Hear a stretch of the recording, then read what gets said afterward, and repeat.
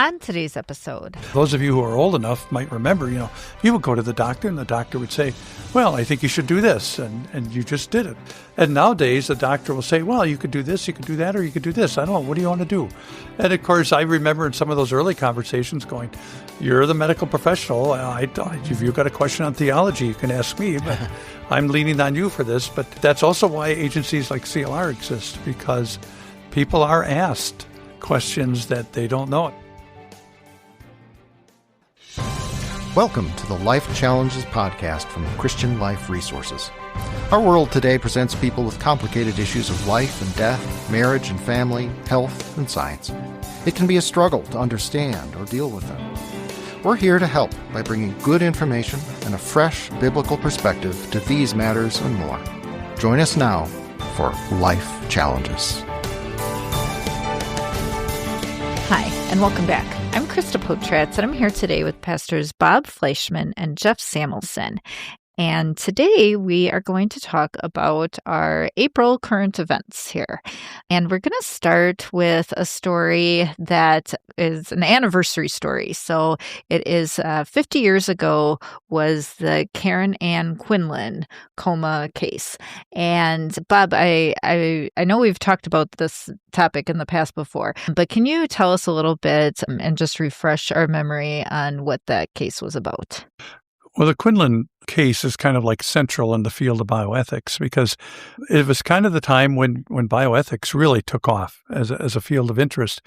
I think it was April 1975, Karen Ann Quinlan had come back from a party. They figure it was a mixture of alcohol and some drugs, and she went into this coma and she got put on ventilator support.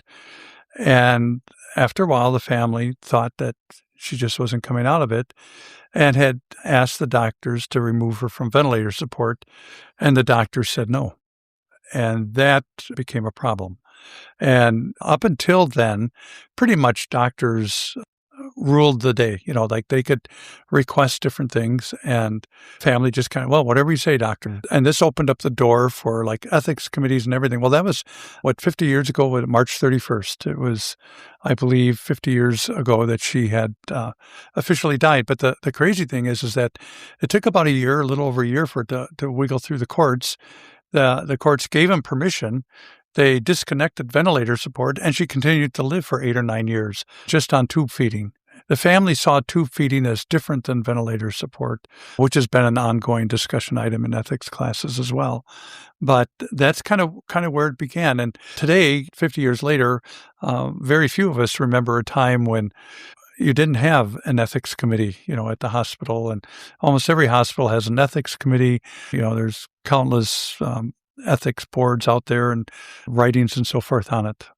Yeah, one of the things, the article that Bob shared on this was written by a bioethicist. And my first reaction was I'm very glad that there is a bioethicist who's at a public university who actually apparently still holds to ethical standards and some basic moral positions and things like that, because most of what we see from the modern bioethics industry is not so good. But he mentioned in here that after Karen Ann Quinlan's going into the coma or whatever, the doctors determined that she was in a persistent vegetative state. And that struck me just because that term is one that we should probably try to eliminate as much as possible, because that's a person, not a vegetable. People cannot be vegetables in the same way that vegetables cannot be people. VeggieTales aficionados, please forget it. I meant no offense, but it's just kind of an important thing there, because it's terminology like that, while you understand what it means, it has a tendency to dehumanize, and that's something that we, particularly as pro-life Christians, we don't want to be a part of. Yeah, and fortunately, I've seen its use declining now, but there was a time when it was really big. So, it was interesting because back in 1967, an attorney out of Illinois was asked to speak at the Euthanasia Society. And he had proposed that there should be some sort of like a living will, an advance directive thing. And then it just kind of sat out there. I think it was the New Jersey Law Review or some New Jersey law publication had published that story and that paper. And then it started getting traction. Well, then what happened is in Karen Ann Quinlan in 75 and in 76, California, that was Edmund Brown, the governor at the time, signed into law the right of people to basically, if they want to die, they can die. That was kind of the approach. And so a lot of the early documents that were out there for living wills, you'll see a little subtitle in the back that says, provided by the Right to Die Society. And the 70s were an interesting time because up until then, doctors were somewhat known for like throwing everything at you to fight death. Like if you died as the patient, it was seen as the ultimate defeat for doctoring. And the medical profession, I think, has undergone in some regards, a good transition there where they recognize that we're caregivers. We'll try to preserve life where we can, but it's not our role to fight death. Death is imminent, and we accept it. But when I was reading the kind of the history of the Quinlan case, all I could think of was that conference I was at, that private conference on advanced directives back in the 90s, and how one anesthesiologist got up and told this heart-wrenching story of his father who had brain cancer and everything that they threw at him, and just he described it in such torturous terms, and they were doing this and doing that, and I was looking around, and some of the ladies were wiping tears, and finally I just got up and I said, "I'm sorry, can you give me a time frame? When did this happen?" And it was like 1972. Mm-hmm. And, we were in like middle 90s at this time. And I just said, that's dramatic. That's day and night difference. We've gone at that time, it felt like we've gone from throwing everything at a patient to now almost maybe even today where sometimes the medical profession is quick to say goodbye. In other words, don't, pursue care and so forth. The Quinlan case really opened up the floodgates to ethics committees, to advance directives, and people becoming much more in charge of their medicine. Those of you who are old enough might remember, you would go to the doctor and the doctor would say, "Well, I think you should do this," and you just did it. And nowadays the doctor will say, "Well, you could do this, you could do that, or you could do this. I don't know. What do you want to do?"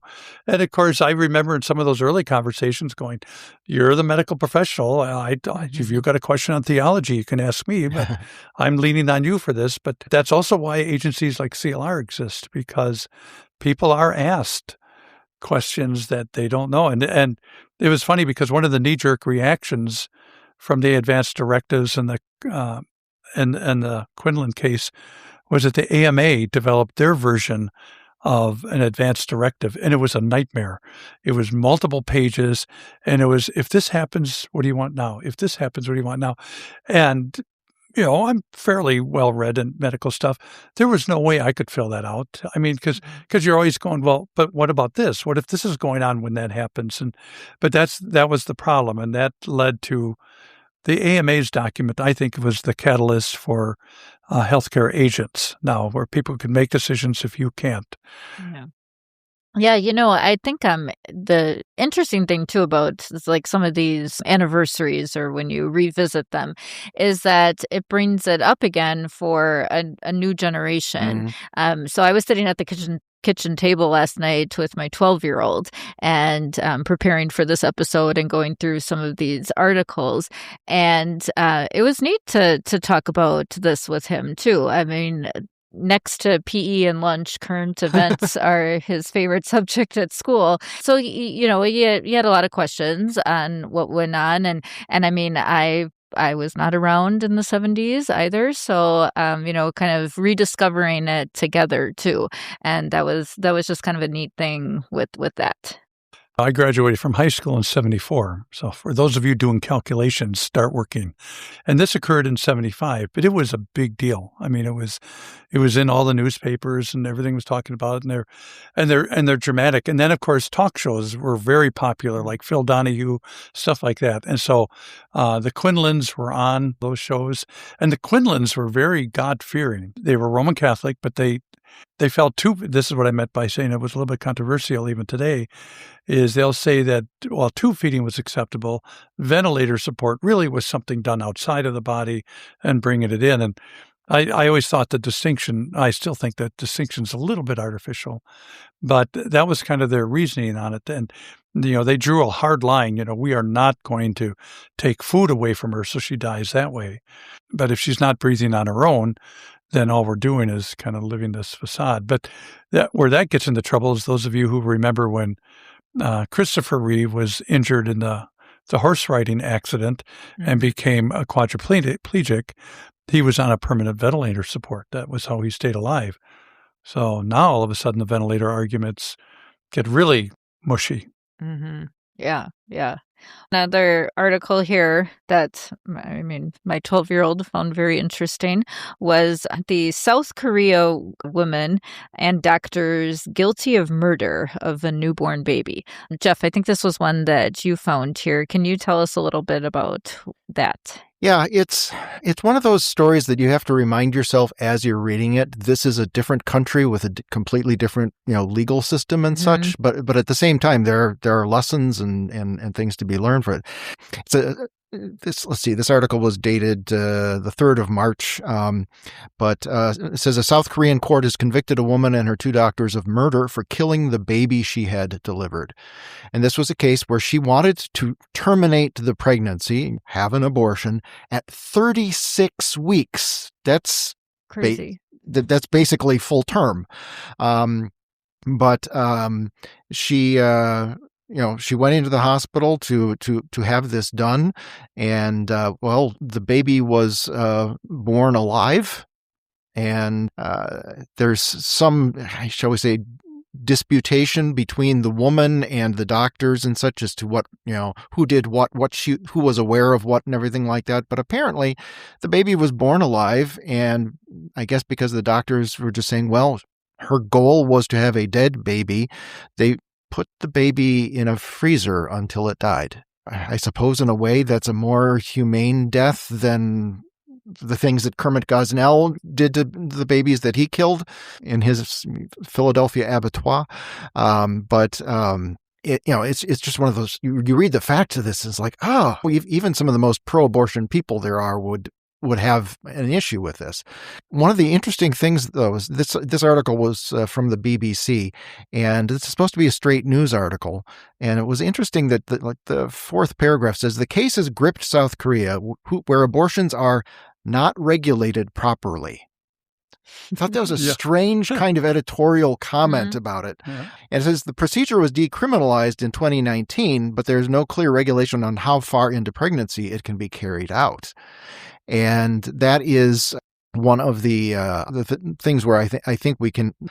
There's something for us in America to discuss. And I can't necessarily say there's a lesson one way or the other, because their constitutional court removed the restrictions, all restrictions on abortion, or a longstanding ban on it in 2019, and they gave the lawmakers there until the end of 2020 to revise the laws. Okay, well, if you're a pro-lifer, you think, well, this is an opportunity. Even if we're not going to completely have no abortions, at least we can get something better than a free-for-all. In 2020, the government drafted legislation that permitted abortion up to 14 weeks or 24 weeks in special cases. But it says that bill was held up by a gridlock in Parliament due to opposition from conservative lawmakers on religious grounds.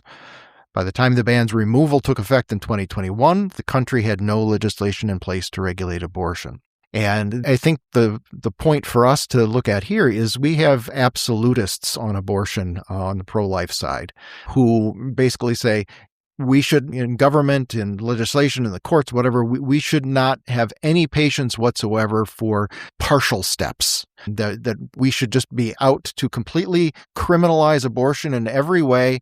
And in many cases, the absolutists are also saying, and we should be charging women who get abortions with murder or something like that.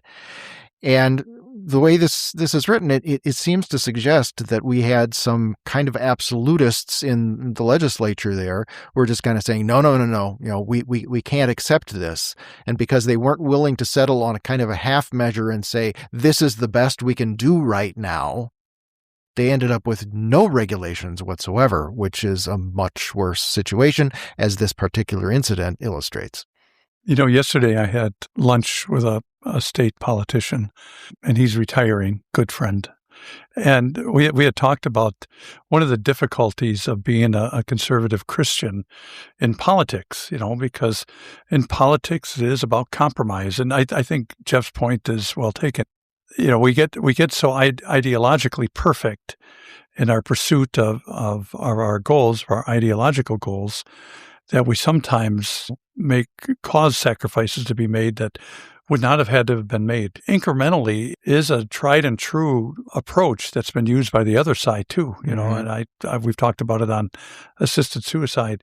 The other irony with this being a case out of South Korea is, you might recall on an earlier episode of this podcast, we've talked about what does South Korea have? What's their noteworthy thing? It's the population. Yeah, it's the lowest birth rate of the developed countries, and in fact, I've seen projections like 2 generations, they could be almost like out of existence. I mean, it's just a terrible thing. But that's kind of the contradiction that the world's willing to live with. I see it multiple times in multiple places.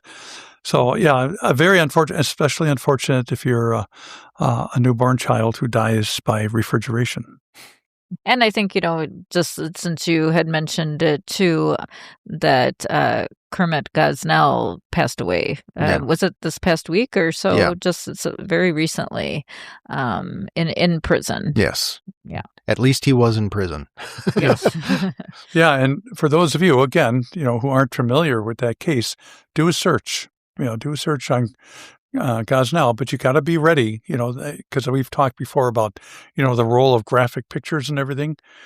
You look up, Gosnell, and you'll see the pictures of what they found. I mean, the pictures are really, I think what convicted him, right? So, didn't that play a very large role, I believe, in the case? Yeah. And the clinic was way unsanitary. It was, Mm-hmm. everything about it was wrong, but it was kind of like your endpoint example of just complete callousness on the humanity of life, because he had delivered children alive and then executed them in some way. And but yeah, we have that anniversary. He died in the hospital. He got sick in prison and went to the hospital and died 85 years old. But yeah, it's a kind of a reminder that you allow the sinfulness of man to take over, how deep it gets. And that even the headlines of liberal papers sometimes refer to it as a shop of horrors. It really was horrible. But they were forced, they were shamed into finally covering that. Yeah. Because when the trial first started, there was like one person from a conservative outlet who bothered to show up to cover the trial. And they put some pictures of the empty seats that were reserved for the press out, onto the internet and, Twitter and things like that. And eventually there was enough call for, hey, why aren't you covering this? That they actually finally got some coverage of it. But, it was the same thing in the left-leaning media that was in the left-leaning state government in Pennsylvania, that it was like, well, yeah, we understand there's some bad things going on here, but if we prosecute this, if we make a big deal out of this, then that's going to be used against us to restrict abortion. So we're just going to ignore it. And even if you're not pro-abortion, ignoring things is rarely a good approach to solving them. And for those that care, I think there was a movie too. Yes. It was a pretty good movie. Yeah. And a book that it was kind of based on by McElhenney, something like that. Gosnell's attorney said he still felt to this day that he was justified in what he had done. And that's when Jeff talked. I'd forgotten about all those empty seats initially. I remember that because that was, that really was scandalous. And I understand what the left thought they were doing by not covering the case, but it does show you that there is a bias in the media, and this is what happens. So when sometimes you see some of these things, you'd be surprised all the things you didn't see that happened. Every life has value because every life is a gift from God. But today's culture often tells our kids something different. Through Life Talks, Christian Life Resources brings truth, hope, and love to the next generation. Director Rachel Greiner connects with students in age-appropriate ways, helping them see the beauty of life at every stage, born and unborn, young and old. Parents and educators appreciate that Life Talks nurtures both the heart and the mind, guiding youth to stand strong in faith and compassion. Learn more under Get Involved and Events at ChristianLifeResources.com. Well, one here that found kind of interesting was the cancer researcher home brewed a beer that worked as a vaccine. I found this interesting for a few reasons here, but Jeff, what can you tell us about this researcher in this article? It's really interesting on so many levels. One of the interesting things is that this was published in Reason magazine, which is a libertarian outfit, and you're not seeing it in many of the the major publications or whatever. He is a researcher. I forget which. He is a scientist. Yeah, he's a scientist at the National Cancer Institute, where he works to prevent organ transplant rejection associated with polyoma virus infections. And so he's a smart guy, very whatever. But he decided that this was something he could do. And he did it. And this is a virus that just about everybody has in their system. Doesn't normally cause many problems, except when you've got organ transplant, and then it causes various issues with that. And so he decided to brew up this vaccine and put it in a beer. Yeah. And I recognize not everybody likes beer, but the whole idea of doing this in something like, oh yeah, I'd like one of those, hand me a cold one. Oh yeah, and my vaccine too. It's just a great idea. And I think the article talks a little bit about, just the edible nature of it. And I don't know if that's like where, some research is going into edible vaccines. Of course, like my son was interested because he hates shots. Yes, yeah. But yeah, he's not old enough to do shots yet. Oh, wait. Injections. Yes, Okay. Yes. Well, he did say, he said, when I turn 21, can I drink the vaccine beer? Yeah. So, yeah. Well, I just remember as a kid, your mom used to give you, aspirin pressed onto a spoon with water and sugar, so that it would go down, or like when you have to slip a pill to the dog, you wrap it in a piece of meat or something. And so now, all these men who've had, organ transplants can now serve them a beer and, okay, well, we've helped you a lot. But it does raise some interesting issues in this volatile time, where vaccines are under a lot of scrutiny and so forth.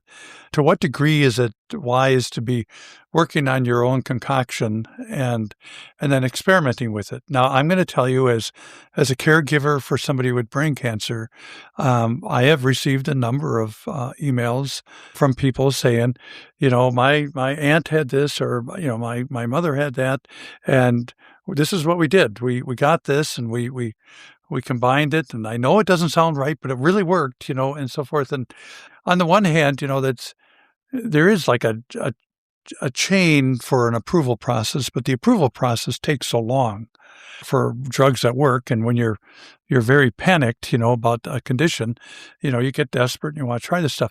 But on the flip side, it's surprising how many of the very popular drugs today that have been very effective was somebody trying it out on themselves. It's so I don't necessarily fault him, but it was kind of his way to like hurry up the process, the approval process.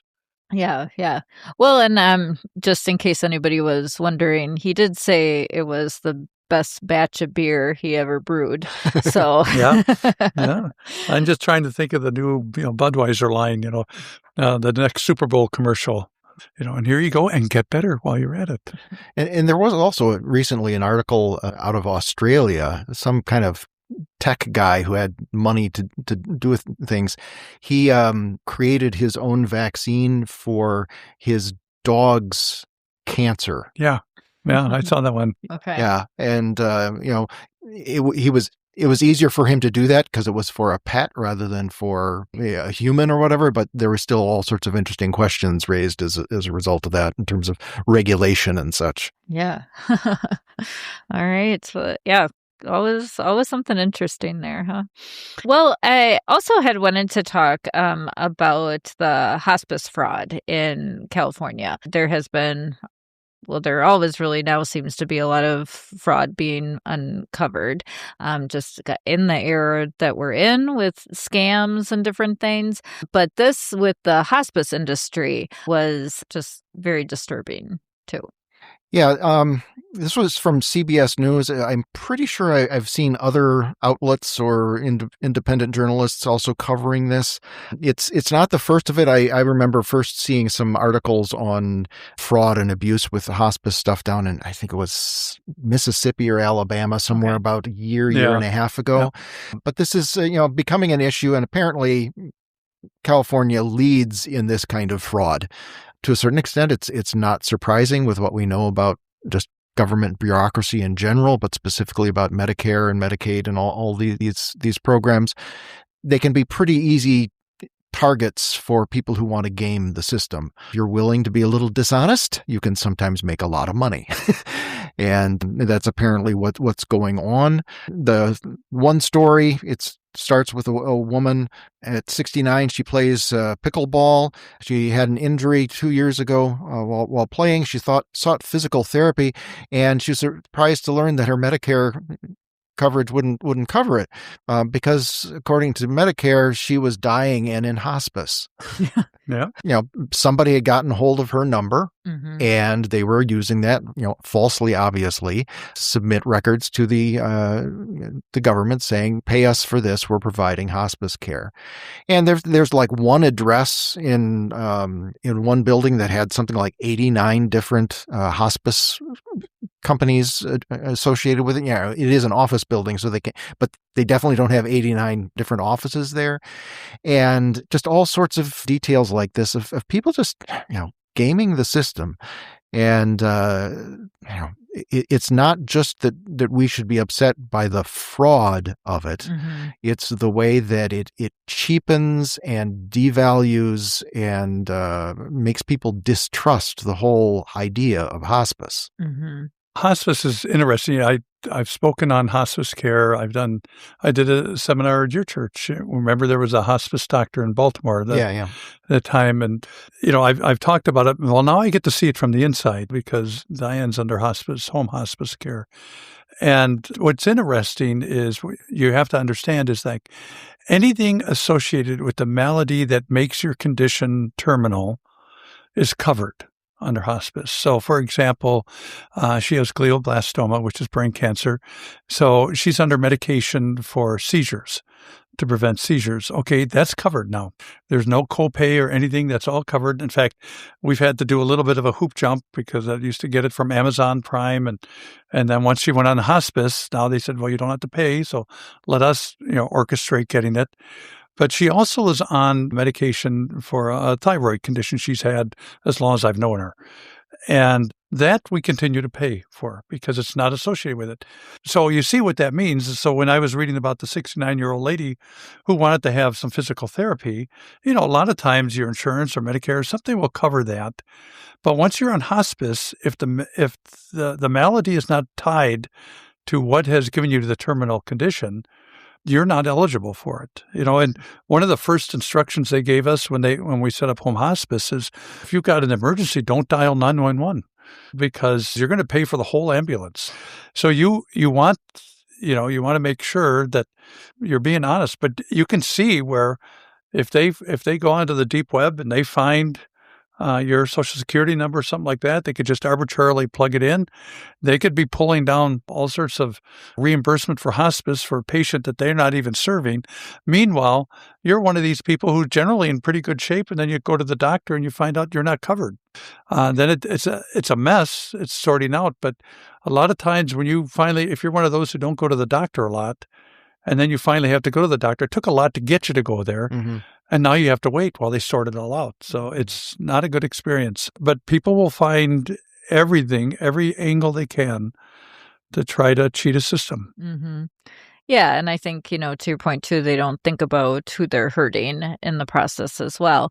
And I think too, what is sad what is sad with the government fraud as well is that these are programs going to vulnerable people or people in hard times or just with any of the government subsidies.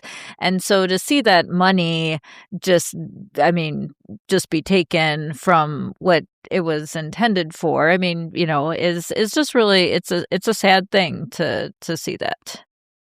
Yep. So Yeah, it's a ugly business. all right. Women are more likely than men to endorse political violence. True or false? Yeah. Is our next article here. Well, according to this study, it's true. It's not what you'd expect, particularly since it's pretty well established that generally speaking, men, especially young men, are more prone to violence. But this is talking about justifying it. Mm-hmm. And it's not hard to imagine, a young man who gets into fights or is a bit more likely to be violent, who, if you take him, set him down later and say, what do you think about that? I was like, yeah, that probably wasn't good. I shouldn't have been doing that or whatever. But this is basically saying that when the idea is that this political figure is bad, then you're thinking, well, yeah, I think it probably would be okay to murder him. Or, it would not be a bad thing if somebody were to do that. And they did the study, and it finds out that women are more likely to be justifying that. But it's by no means saying all women or the majority of women feel that way. It's just that women are more likely than men, and it's not just a little statistical anomaly. It's an actual significant figure. Let's see if I can remember what they said it was here. Yeah, women were significantly more likely than men to endorse such violence. Female respondents were approximately 21% more likely than males to express some justification for murdering Mamdani, the New York mayor, and nearly 15% more likely to justify murdering President Trump. I thought his comment was interesting. I highlighted it on my notes here. He says it's more about a digital age mindset he calls punitive femininity. It's hard to say that word. Where moral concern is transformed into a license to punish, fueled by anger, emotional manipulation, and exaggerated moral certainty. And which I thought was a little bit of an indictment on how gullible people are. I've said that before, that the beauty of social media is that it all of a sudden makes you feel like you got friends, people who agree with you, even if you're wrong. And then you get this moral certainty, and then it just feels it. And so pretty soon people, and I've been in conversation. We just got a call last week from somebody who wanted us to, if we're so concerned about post-abortive women, shouldn't we be concerned about, the Trump administration bombing in Iran and hitting the school, and how we should, she goes, I'm mourning now for these children that were killed by us, and I'm feeling guilty because of the tax dollars that we sent and everything. Of course, we try to contact this person again, and they don't answer their phone, but I mean, that's that moral certainty. They get fueled by people all around them, and then they begin to do that, and they get all worked up about it, and it's unfortunate, but I think it's. I personally, I just, when I read the article, I thought it was an indictment on social media again. It was, you just get fed this poison that gets you all worked up. And yeah, I wonder, I don't know, just women like us being emotional, and if that is all part of it too. I think it probably is. This lines up with some other stuff that I've read, and I think we've talked about, some time ago, just with how they talk about the feminization of society in so many ways, particularly, of like college education and things like that. And it becomes much more, whereas men are more about, achievement or, winning X or losing Y. Women tend to be more about the relational and the emotional aspect of things. And when that becomes, okay, well, this is important because of how it makes you feel kind of thing. When they get something like this that, particularly with, what we can call identity politics, where people are just so identifying with their political position that then somebody on the other side, they actually feel that person's a danger. Mm-hmm. It's not just somebody who disagrees. This person is, danger. I am actually, and you see some of the kind of sometimes humorous videos of this stuff on the internet of, people who are just enraged, just shaking with anger, and just like, what happened? Yeah. It's like somebody said something, but it's a cyclical kind of spiraling. It feeds on itself and gets to the point where people, end up saying and doing things and taking positions that are just, I think that if you were to sit them down and say, okay, let's go through this a little more rationally, at least I hope to think that they would. But sometimes you get the impression rational has nothing to do with it. I was about to say, are you saying we're irrational? Yeah. Jeff? I would never say that. I would never say that. Certainly not about our host. I would not say that. But I subscribe to the New York Times, The Ethicist, and this morning there was an issue where a woman complained that a former friend or a friend has taken a contrary position to her and it happened to be on vaccines, but and she just said, I just don't know if I can be friends with her anymore. And to the writer's credit, the ethicist is basically saying, if you're always trying to avoid frictions by cutting off all your relationships with those people, you lose the opportunity to moderate views, to inform, to have the sit-down rational discussions that Jeff's talking about. I think part of that too is just our propensity to, because we can get so much satisfaction out of sitting at home watching movies, scrolling through social feeds, that kind of stuff, that we don't have to deal with people as much. That's kind of where everyone's going. That we all of a sudden feel like it's just too much work to try to sort it out and to try to. So it's easier for me to just drop off this friendship. So I really was impressed. Because I'm always curious as to where this person comes down, by the time I get to the end of the article. And they came down right. I'm not sure if he came down right for the right reasons or not, but he came down right, and that is you got to keep working even if there's friction. But it gets back to what we've said here before, and that is you're either wall building or you're bridge building. And that's the problem. And maybe it's because it's emotionally packed that women might be inclined to be more, wall builders and stuff like that. But in the end, I've seen plenty of men too get unreasonable, and so it's definitely curses on both sides. Mm-hmm. Yeah. All right. Well, thank you both for talking about these articles today, and thanks for tuning in. And we'll see you back next time. Bye. Thank you for joining us for the Life Challenges podcast from Christian Life Resources. Please consider subscribing to this podcast, giving us a review wherever you access it, and sharing it with friends. We're here to help, so if you have questions on today's topic or other life issues, you can submit them, as well as comments or suggestions for future episodes at lifechallenges.us or email us at podcast@christianliferesources.com. You can find past episodes and other valuable information at lifechallenges.us, so please check it out. For more about our parent organization, please visit christianliferesources.com.